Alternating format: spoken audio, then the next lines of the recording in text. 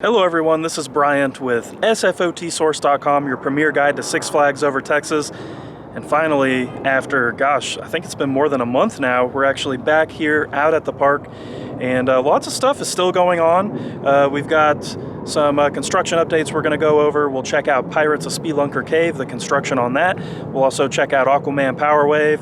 They're also doing some more infrastructural upgrades, especially up at the front, in the Old South area, and in the Texas areas. So there's also a ride that's been closed for a long time that's reopened, so we'll go check that out as well.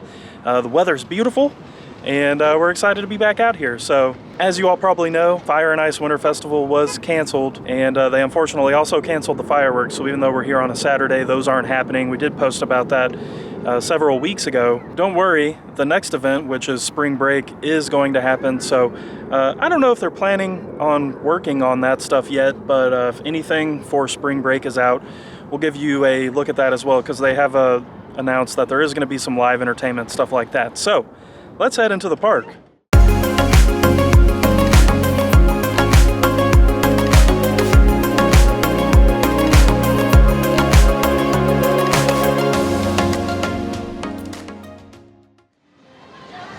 And we've made our way painlessly through the front gate, and you can see still lots of stuff going on up front. So right here to the left when you walk in, looks like maybe they're just re-pouring some concrete or maybe putting some new pavers in.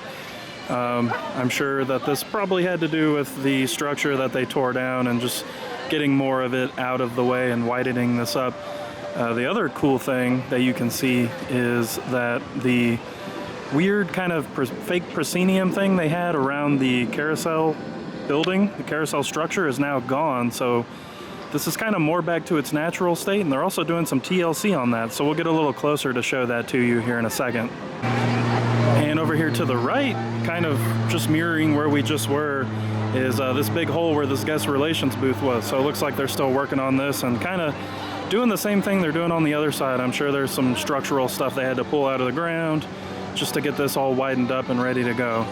But I do see a stack of pavers there, so I'm hoping that that is good news that they are still doing the pavers and not just going to do some weird blacktop situation out here. And here's just another angle at the Silver Star Carousel building. You can see they do have some work still going on with the trim around the roof and all of that kind of stuff. This building admittedly was in really rough shape, so once you kind of take that proscenium down, you can really see all that. But the other crazy thing that it took me a minute to notice this, there's actually trees missing out here. So there was a tree kind of over in that area on the other side of the fountain, a tree on this side. Both of those trees are gone. So I wonder if these trees will have the same fate. I do know there were a lot of dead trees out here that were just there but dead. So could be a result of that, or there's another plan. You can also see they did have a tech booth out here for the stage that is also gone. I tell you what though, if you need a place to sit, it's just bench city out here, which probably not really a bad plan, to be honest with you. So lots and lots of seating around the Silver Star Mall. It does admittedly look a little weird, but you know, seating is seating, right? And now standing directly in front of this, you can see where some of that new wood is and where some of that rotted trim work has been pulled away. And along the front here on this trim work, they've really replaced it, spruced it up. Still some work to go. Some of these columns were also really falling apart, so you can see they've repaired that, and they will put the lighting fixture back in. And also on this side, you have kind of the same thing going on, where they're repairing all these little fine details on this building. And of course they did have some speaker clusters out here for entertainment, and I am curious with the removal of, like I said, this tech booth that was right here and those little speaker clusters, I wonder if the stage is going to be the next thing to be removed. And admittedly, in my opinion, that would be great because this looked a lot better before it had this stage here. And we made our way into the Mexico section. You can see here the Buffalo Trading Post has a whole new roof. So the last time we were here, it kind of had like a half new roof, but now we're good to go. I do wonder if the eagle that normally sits right there is going to come back, because the eagle was cool, you know what I'm saying? And we went ahead and decided to cut right across into the Old South section because this is where a lot of activity is happening. I do want to point out the landscaping is looking really nice around the park. Lots of flowers and such, which is seeming to become a norm around here. But if you follow us on social media, about 3 or 4 days ago, we posted that it looked like the Cozy Cafe was going to turn into a new restaurant called Peter's Place, which was advertised to have wings and stuff like that. So that was actually on the Six Flags app where that popped up, and the map pinpoint placed it right here. However, they have since removed that information after we posted it. So that may have been an uh-oh, but maybe something that's coming. So maybe no more Primos and maybe something new called Peter's Place. And we'll adventure a little more of Old South later, but we did cut back into the Texas section. I just wanted to point out here at the entrance of El Aserradero, which is the log ride, they have a sign out. So, of course, they're doing refurbishment right now, and it's expected to reopen early spring.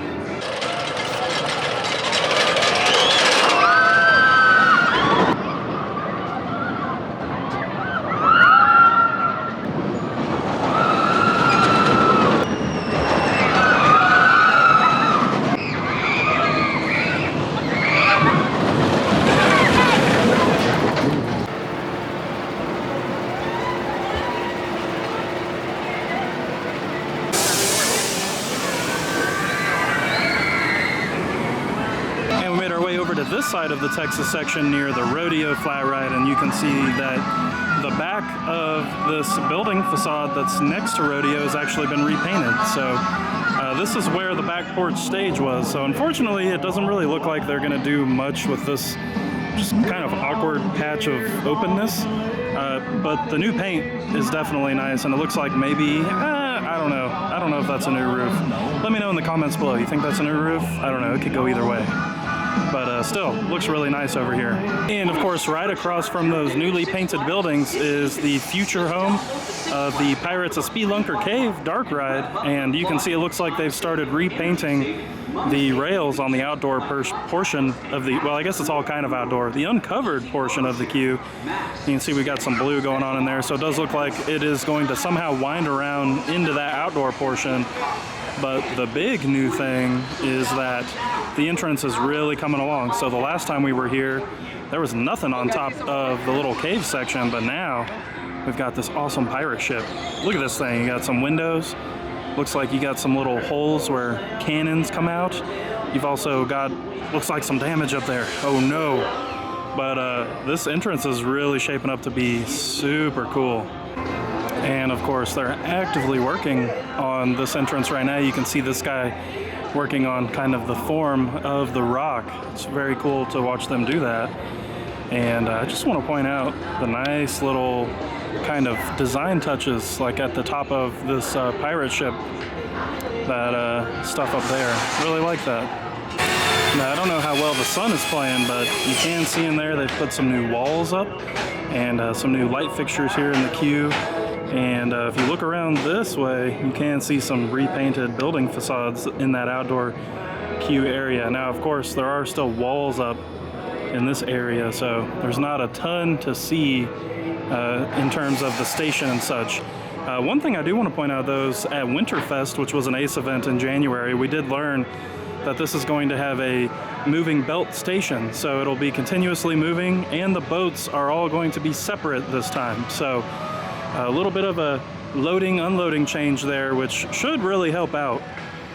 And I thought maybe we were done showing you Pirates of Speelunker Cave, but you can see where this step unit was to actually exit the ride is completely gone as well. So it's interesting. I wonder if they're just gonna kind of redo the pathways here to where you don't have to go up and down the staircase when you exit. And we're right here outside of Oil Derrick, and where Lone Star Twisters was, you can see has gotten a new paint job now. last time we were here, we showed you that it got expanded there on the right-hand side, and we kind of concluded that possibly this is where Auntie Anne's is going to be placed. So that would be a great addition. They did get rid of the Lone Star Twister sign, which was there last time. So it's like this is moving on slowly but surely. And this is a really small thing, but right here near the exit of Roaring Rapids, you can see they put in some new fencing and gotten rid of what I assume was probably some dead foliage here. But it is really cool to be able to see the rock work that they built for the ride. And of course, here in the tower section, you also have the Texas Arena, which we saw getting some work done inside prior. But you can see, I don't know if this is just clever way to do stuff, but they did put up this danger zone, do not enter sign, along with some wooden planks here at the front. So I don't know, it might just be kind of a cute way to show that this is closed, but it's definitely interesting.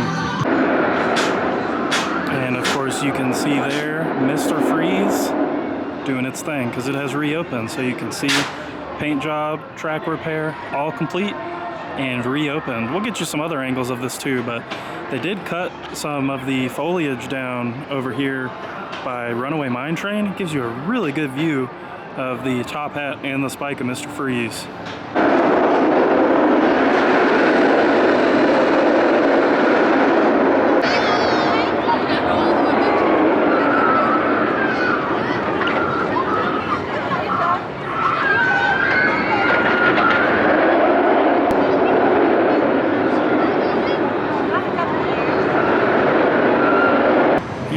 Down into Gotham City, as you can see from those Mr. Freeze shots, and it's worth pointing out that Batwing is undergoing its annual maintenance. So smaller flat ride, we don't really know the timeline, but just a heads up, looks like this is getting its yearly TLC. And as we continue to point out the refurbishments, just wanted to show you all that Judge Roy's Scream is currently down for its yearly refurbishment and is expected to reopen early spring, so shouldn't really be too far away.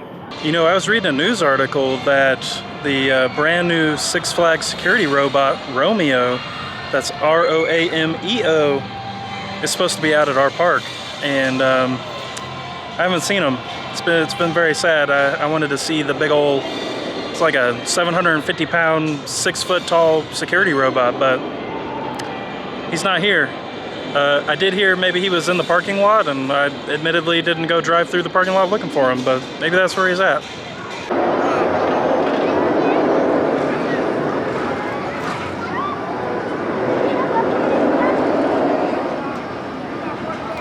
And over here on the back side of the Aquaman construction, you can see some supplies and stuff have been moved around since we've been here last, but this area generally looks the same. It does look like maybe they are preparing to actually build out the rest of this trough that's supposed to hold the water though.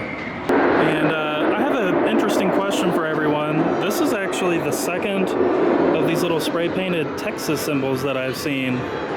Tell me in the comments below, do you know what this is? I mean, this is theoretically a spot for a trash can, but the other place I saw it didn't necessarily have to be a trash can, so it is very interesting. Alright y'all, here's a look at the Aquaman Powerwave turntable construction. They've really done quite a job trying to cover this up to where you can't see it, but you can see this is really coming along, and it's really shaping up to look like an actual turntable. And over here in the USA section, you can see that this facade for Looney Tunes Mall has really changed since we've been here last. So this is the entrance where kind of that Justice League part of the gift shop is, and then it moves up this way. So obviously still a lot of work to do, but the idea and the concept is really coming along. And so we were just kind of standing on that side, but you swing around this way. This is like your center entrance into the gift shop. You can see how that looks, and I'm kind of wondering what these little open areas are going to have in them, if there's some kind of 3D elements maybe. But you can see down this way, there's still plenty of work to do. And just a final angle of this, you can see this is where the My Six Flags photo booths are. And then you swing right here, and this is your first entrance you hit when you come into the park. So this thing is really changed, but it's cool to really see this coming along. Now, when you look at this from this angle, that entrance actually looks really cool. From the other side, it's kind of flat and hidden, but from this side, there's a lot of 3D element to it for sure. And if y'all recall, a couple months ago, we pointed out that All American Cafe is repainted. Also looks like its friend over here, the Lemon Shack, has also been repainted. And we wanted to just round our way into this Old South section, this part of the Old South section before we left. And really the main noticeable thing is that the old fire truck that's used for photo ops has moved over here. Now, way back in the day, this lived in Boomtown, but looks like it's found its new permanent home here in Old South. And one other notable thing is right here outside of JB Smokehouse, this express booth has actually reopened. This has not been open in forever, but you can see they've got turkey leg and chips, chopped brisket sandwich and chips, and bottled water. So if you want one of those things and you don't want to wait in a long line, this is a good place to pop off and grab those items. And of course, next to JB Smokehouse, you have the old Photo Emporium, which is now the Six Flags Diamond Member Lounge. And not much has changed other than this is also a small little pop-up guest relations area. So you have lost and found and lost parents taking place in this, as well as the member lounge. You can hear the clock tower chiming in the background, which is always a good sign, but I was a little bit curious about mobile ordering since we hadn't checked on it in a while. And before we left, I just wanted to point out that this gets more and more counterintuitive every time I come to this place. So obviously I have a dining pass, and my curiosity actually sparked because they're doing so many changes to the dining program. But if I toggle JB's to meals, this is all you get. You can get a kid's meal, or you have these 3 snack options. Now if you actually go into JB's, you know, there are more dining pass options, but they're basically just forcing you to wait in line if you have a dining pass, which is counterintuitive of the program. But you know, if you go to like let's say Chopsticks, and you pick the time there and you toggle to just dining pass options, it's just drinks, which is very silly. Honestly, why even have it at this point? Because I feel like most people probably still have a dining pass. All right, everyone, that does it for this visit to Six Flags Over Texas. As you can see, still tons of stuff going on around the park. It was great to see the progress on Pirates of Speelunker Cave, along with Aquaman Power Wave. It looks like they're just closer and closer on that turntable, which is awesome. And of course, you still have all of the infrastructural upgrades happening out here, with all of the buildings being repainted, the carousel building being redone. All of that stuff looks really good as well. So if you have any questions about Six Flags Over Texas, make sure to let us know in the comments below. Also, make sure to visit sfotsource.com. That's where you're going to find all the latest up-to-date information, construction updates, everything about the park. Now, the one thing I will say is the employees here today were very friendly, especially in the food areas.